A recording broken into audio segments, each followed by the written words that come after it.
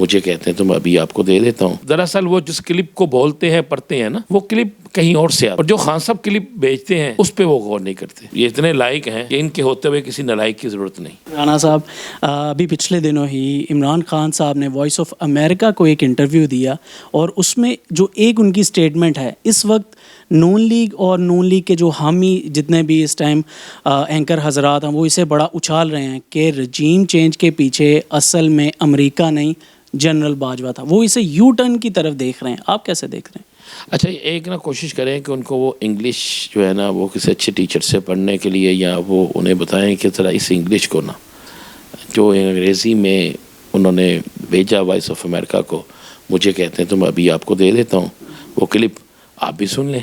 اور یہ انگریزی تھی، کوشش کریں کہ وہ بھی سن لیں. اگر وہ اس کلپ کو سن لیں، اس کلپ کو سننے کے بعد وہ فیصلہ کر لیں کہ خان صاحب نے یہی کہا تھا یا کچھ اور کہا تھا.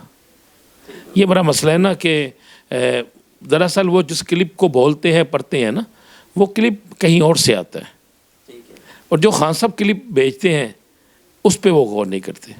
وہ جس طرح ہوتا ہے نا کہ نماز مت پڑھو، قرآن پاک میں ہے نا آگے لکھا ہوا کس حالت میں، وہ حالت کون سی ہے؟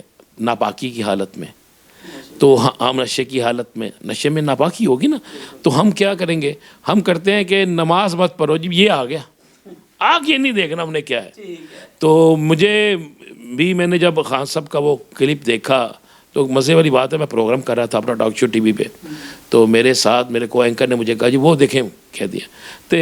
تو میں نے کہا اچھا اگر ایسا کہا ہے تو خان صاحب نے یہ پھر ایک اتنا بڑا یو ٹرن لیا ہے، اس پہ تو خان صاحب پھنس جائیں گے.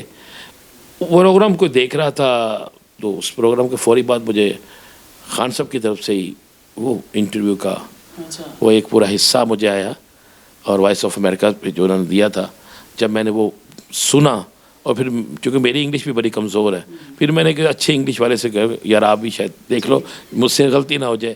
اس اچھے انگلش والے نے بھی جب وہ اس کا پورا ترجمہ کر کے مجھے سنایا تو اس کے بعد مجھے پتہ چلا کہ میرے اینکر بڑے لائق ہیں، اور یہ اتنے لائق ہیں کہ ان کے ہوتے ہوئے کسی نالائق کی ضرورت نہیں.